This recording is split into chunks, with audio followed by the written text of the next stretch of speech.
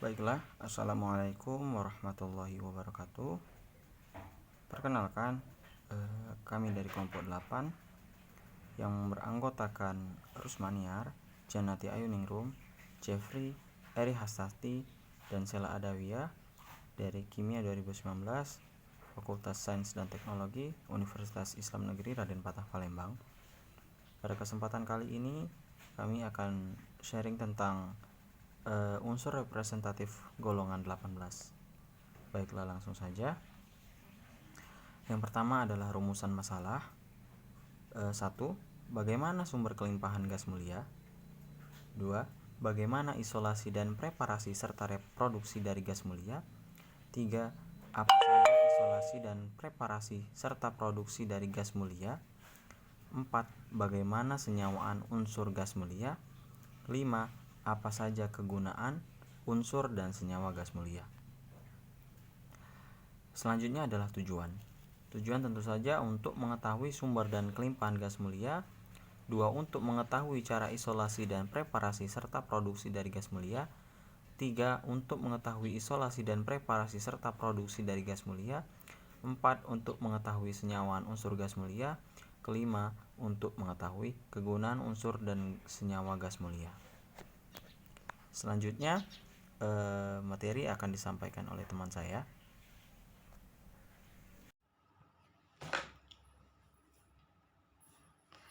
Saya Janati Ainingrum akan menjelaskan sedikit tentang sumber kelimpahan gas mulia. Gas mulia terdapat di atmosfer dalam jumlah yang sangat sedikit sekali. Helium semula ditemukan pada matahari melalui pengamatan spektroskopi ketika terjadi gerhana matahari tahun 1868. Argon adalah gas mulia pertama yang diisolasi dari udara oleh John Rayleigh dan William Ramsay pada tahun 1995. Berdasarkan tabel berkala Mendeleev, di mana gas mulia termasuk ke dalam satu golongan baru. Ramsay memprediksi adanya anggota tambahan dan dengan bobot atom di antara He dan Ar. Gas yang diprediksi tersebut terbukti diisolasi dari udara oleh Ramsay dan Maurice Traver pada tahun 1898. Diberi nama neon. Gas mulia yang paling banyak di udara adalah argon. Namun karena komponen utama matahari dan bintang-bintang adalah helium, maka helium merupakan gas mulia paling banyak di semesta.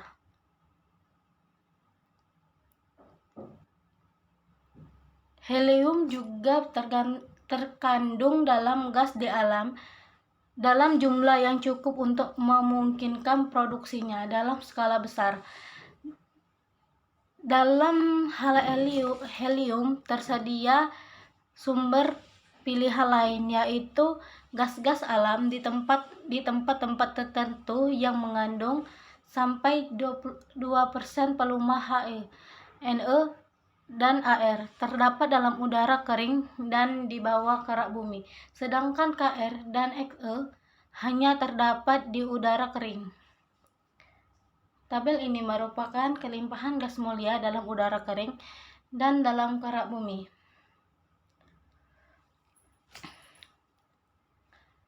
He memiliki kelimpahan atau ppm 5,24, Ne memiliki ppm 18,21,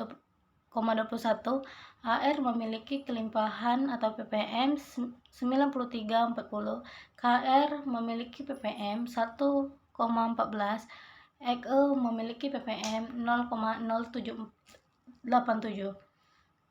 Kelimpahan helium di alam semesta lebih kurang 23% adalah yang terbesar. Setelah hidrogen lebih kurang 76%, helium berasal dari reaksi fusi hidrogen di matahari. Sebagian kecil unsur tersebut terjebak di bawah kerak bumi pada waktu pembentukannya, yang juga berlangsung di matahari. Partikel alfa yang dihasilkan oleh penyeluruhan radioaktif meningkatkan jumlah atom-atom He dalam kerak bumi. Oleh karena itu, helium sudah berhasil diekstraksi sebagai hasil samping gas alam dari daerah-daerah tertentu, misalnya Amerika Utara. Adapun helium di atmosfer kadarnya hanya sedikit, sebab gas helium sangat ringan sekali sehingga mudah lolos dari tarikan gravitasi bumi. Unsur-unsur gas mulia yang paling banyak terdapat di udara adalah argon. Kelimpahan argon helium di udara sebanyak 5,24 ppm, neon 21 ppm, dan argon 9,40 ppm, membuat dua unsur ini lebih banyak dari kebanyakan unsur lainnya seperti arsenik dan bismut. Di kerak bumi, kelimpahan kiplon 1,14 ppm dan nexion 0,087 ppm. Kelimpahan helium di kerak bumi 3 kali 10 ppm, neon 7 kali 10 min 5 ppm, argon 4 kali 10 min 2 ppm, sedangkan krypton dan nexion tidak ditemukan di bawah kerak bumi. Mungkin itu saja. Wassalamualaikum warahmatullahi wabarakatuh.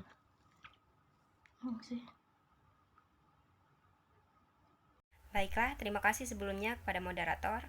Untuk yang kedua yaitu isolasi atau preparasi dan hasil produksi dari unsur gas mulia atau golongan 18. Di alam, gas mulia berada dalam bentuk monoatomik karena bersifat tidak reaktif. Oleh karena itu, ekstraksi gas mulia umumnya menggunakan pemisahan secara fisis. Yang pertama yaitu ekstraksi helium dari gas alam. Gas alam itu mengandung hidrokarbon dan zat seperti CO2, uap air, helium, dan pengotor lainnya.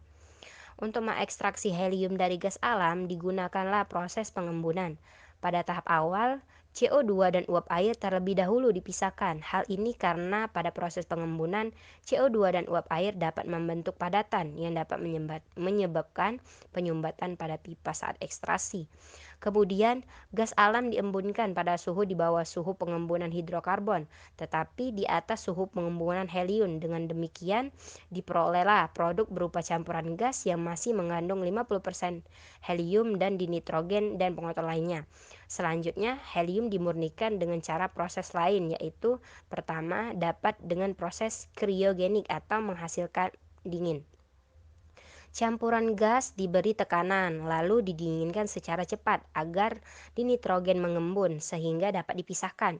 Sisa campuran dilewatkan melalui arang teraktivasi yang akan menyerap pengotor sehingga diperoleh helium yang sangat murni. Yang kedua yaitu dengan proses penyerapan atau absorpsi. Campuran gas itu dilewatkan melalui tahap penyerapan yang secara selektif menyerap semua pengotor. Proses ini ialah dapat menghasilkan kemurnian helium sekitar 99,997% atau lebih. Yang kedua yaitu ekstraksi dari neon, argon, krypton, dan xenon dari udara. Helium juga dapat diekstraksi menggunakan dari udara. Proses yang digunakan ialah disebut teknologi pemisahan udara. Pada tahap awal, CO2 dan uap air dipisahkan terlebih dahulu. Kemudian, udara diembunkan dengan pemberian tekanan kurang lebih 200 atm yang diikuti pendinginan secara cepat. Sebagian besar udara akan membentuk fase dengan kandungan gas mulia yang lebih banyak, yaitu sekitar 60% gas mulia, argon, krypton, dan xenon. Dan sisanya yaitu 30% atau 40% ialah dioksida dan 10%-nya ada di nitrogen. Sisa udara yang mengandung helium dan neon itu tidak menggembun karena titik didih kedua gas tersebut ialah sangat rendah. Maka selanjutnya argon, krypton, dan xenon dalam udara cair dipisahkan menggunakan proses yang lain, yaitu yang pertama proses absorpsi atau penyerapan, yaitu pertama oksigen dan di nitrogen dipisahkan terlebih dahulu menggunakan reaksi kimia.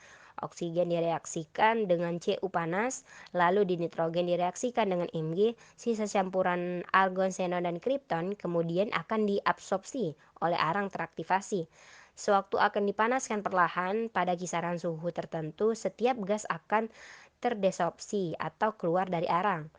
Argon yang diperoleh pada suhu sekitar 80 derajat Celcius, sementara kripton dan xenon pada suhu yang lebih tinggi.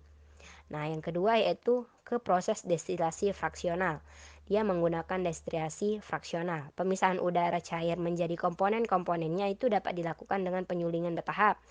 Udara bersih yang dimasukkan dalam kompresor, pada kompresor udara diberi tekanan. Kemudian udara akan didinginkan dalam unit pendingin sehingga udara mencair. Namun tidak semuanya mencair. Yang tidak mencair itu adalah CO2. Lalu udara dingin masuk ke celah pengembang.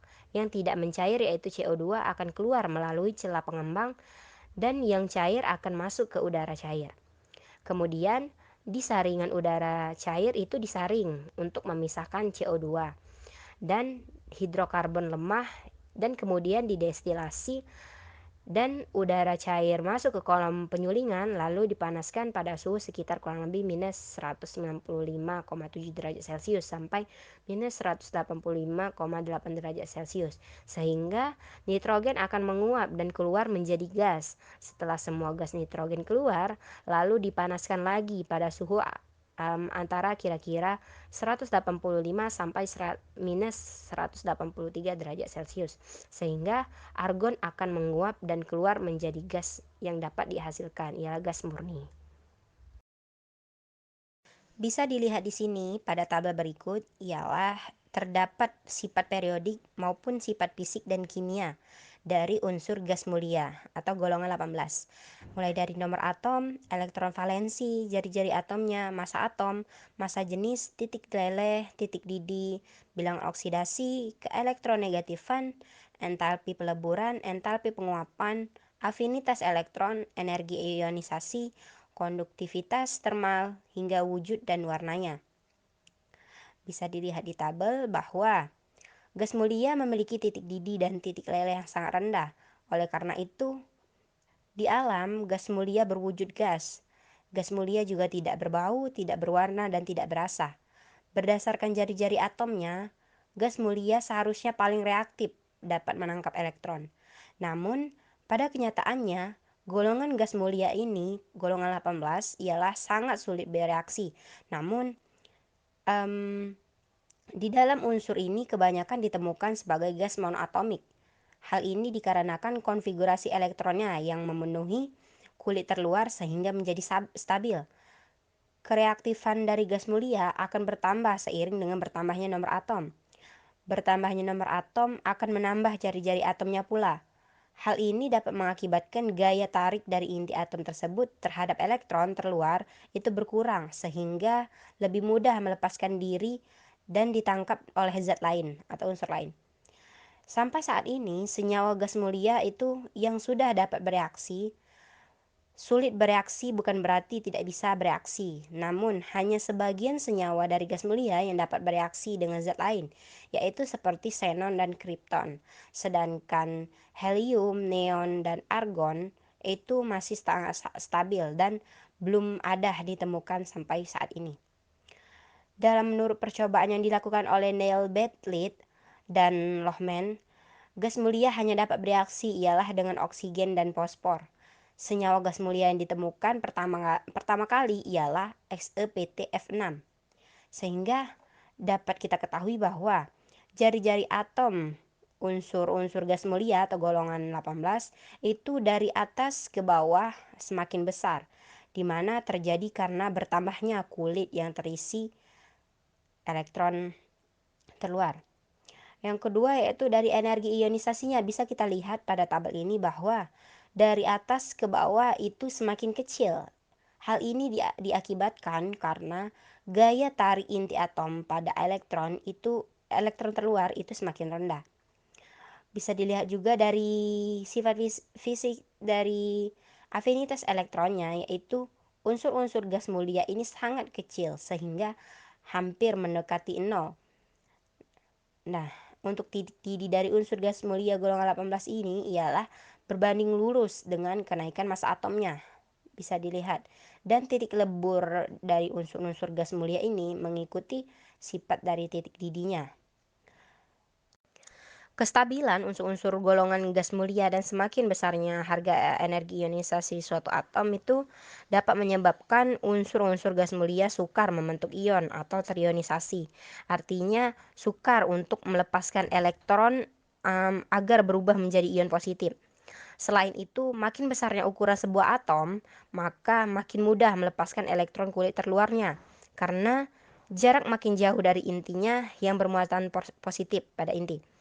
Kereaktifan gas mulia akan berbanding lurus dengan jari-jari atomnya. Bisa dilihat pada tabel, jadi kereaktifan gas mulia akan bertambah dari He, Ar, Kr, xenon, hingga radon. Hal ini disebabkan karena bertambahnya jari-jari atom yang mengakibatkan gaya tarik inti atom terhadap elektron kulit terluar itu berkurang, sehingga lebih mudah melepaskan diri dan ditarik oleh atom lain. Tetapi gas mulia ialah unsur yang tidak reaktif, sangat tidak reaktif karena memiliki konfigurasi elektron yang sudah stabil. Hal ini didukung dengan kenyataan bahwa gas mulia di alam itu selalu sebagai atom tunggal atau atom monoatomik. Tetapi bukan berarti gas mulia tidak dapat bereaksi. Hingga sekarang gas mulia yang periode 3 ke atas, argon, kripton, xenon, dan radon sudah dapat bereaksi dengan unsur yang sangat elektronegatif seperti fluorin dan oksigen. Nah, untuk sampai saat ini itu senyawa gas mulia yang sudah dapat bereaksi dengan zat lain adalah xenon dan kripton, sedangkan helium, neon, dan argon itu masih sangat stabil sampai saat ini. Titik didih dan titik lele unsur-unsur gas mulia lebih kecil daripada suhu kamar, sekitar 298 Kelvin, sehingga seluruh unsur gas mulia berwujud gas karena kestabilan unsur-unsur gas mulia di alam karena membentuk monoatomik. Titik lele dan titik didih unsur-unsur gas mulia perbedaannya hanya sangat sedikit. Misalnya dari kita dilihat itu neon meleleh itu pada suhu minus 2490 derajat dan mendidih pada minus 2460 derajat Celcius. Karena apa? Karena gaya tarik antara atom-atom gas mulia itu sangat kecil. Ada pula hal penting yang dapat menyebabkan gas mulia itu amat stabil ialah konfigurasi elektronnya. Elektron valensi dari gas mulia sudah memenuhi kaidah duplet maupun oktet untuk He, dan oktet itu untuk Ne, Ar, kripton, xenon, dan radon. Konfigurasi elektron gas mulia kecuali He berakhir pada Ns2 dan Np6. Nah, konfigurasi tersebut ialah konfigurasi yang stabil sebab semua elektron pada kulitnya sudah berpasangan. Oleh karena itu, tidak memungkinkan terbentuknya ikatan kovalen pada atom lain. Energi ionisasi yang tinggi itu dapat menyebabkan gas mulia sukar untuk menjadi ion positif dan berarti sukar juga membentuk senyawa secara ionik. Besar. Yang kemudian gas mulia hanya bereaksi dengan unsur-unsur yang sangat elektronegatif seperti oksigen dan fluorin. Kemudian persenyawaan tersebut dimungkinkan melalui beberapa cara, yaitu yang pertama, ikatan koordinasi. Hal ini dimungkinkan mengingat gas mulia memiliki pasangan elektron bebas. Oleh karena itu, gas mulia dapat berfungsi sebagai atom donor pasangan elektron bebas dalam ikatan koordinasi. Yang kedua, interaksi dipol.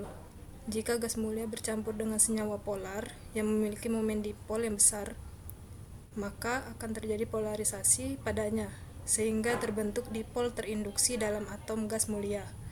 Hal ini terbukti dari besarnya kelarutan gas mulia dalam air yang bertambah sesuai dengan kenaikan berat atom. Yang ketiga yaitu keadaan tereksitasi. Dengan menyerap sejumlah energi, gas mulia dapat mengalami eksitasi dari keadaan dasar. Helium dalam keadaan ini akan memiliki konfigurasi elektron 1s1, 2s1 setelah menyerap energi sebesar 4650 kcal. Helium dalam tabung lucutan listrik terdapat dalam ion He2+, HeH+, dan HeH2+. Elektron logam dalam tabung tersebut ternyata juga menyerap gas mulia sehingga terbentuk beberapa macam senyawa, misalnya Pt3He dan FeAr.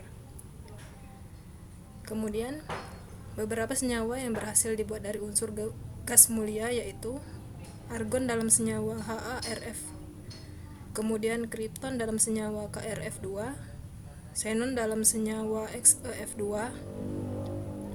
XeF4, dan XeF6. Kemudian yang pertama yaitu fluorida xenon. Xenon Xe bereaksi dengan unsur yang paling elektronegatif, misalnya fluorin, oksigen, dan dengan senyawa yang mengandung unsur-unsur, misalnya platinum fluorida, PtF6. Walaupun senyawa xenon pertama dilaporkan tahun 1962. Kemudian itu xenon difluorida. Xenon difluorida dapat dibuat dengan menginteraksikan Xe dengan F2 dalam jumlah tak berlebihan pada tekanan 1 atm dan pada suhu 400 derajat Celcius. Ia larut dalam air, menghasilkan larutan dengan bau tajam, XeF2. Hidrolisis berlangsung lambat dalam larutan asam, namun cepat dengan adanya basa. Kemudian xenon tetrafluorida. Xenon tetrafluorida adalah yang paling mudah dibuat.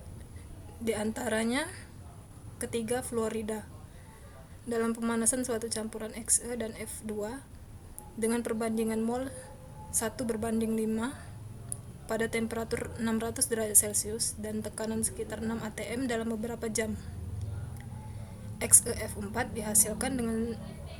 dihasilkan secara kuantitatif. Ia mirip dengan SeF2, dapat memfluorinasi secara khusus cincin aromatik dalam senyawa seperti toluen.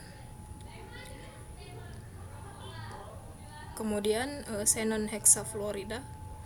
Xenon hexafluorida XeF6 diperoleh dengan mereaksikan XeF4 dan F2 di bawah tekanan atau langsung dari Xe dan fluor pada temperatur 300 derajat Celcius dan tekanan 60 atm.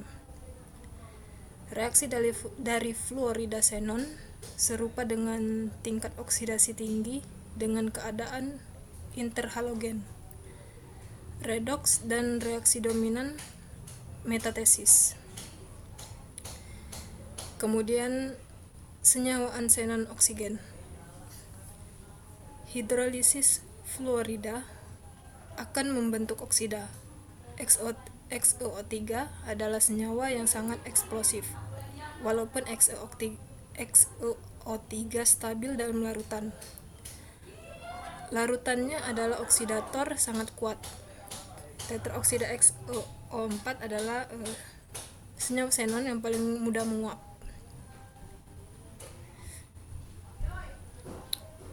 Kemudian senyawaan argon. Argon bereaksi dengan Hf menghasilkan HaRF atau argon hidrofluorida. Senyawa ini dihasilkan oleh fotolisis matriks Ar padat dan stabil pada suhu rendah. Kemudian senyawaan kripton. Satu-satunya produk yang diperoleh bila kripton bereaksi dengan fluor adalah difluoridanya. KrF2 yaitu berawal dari Kr plus F2 menjadi KrF2 dari senyawaan kripton yang dikenal. Semuanya merupakan garam kompleks yang diturunkan dari KrF2. Satu contoh pembentukan garam demikian adalah KrF2 plus SbF5 menjadi KrF plus SbF6-.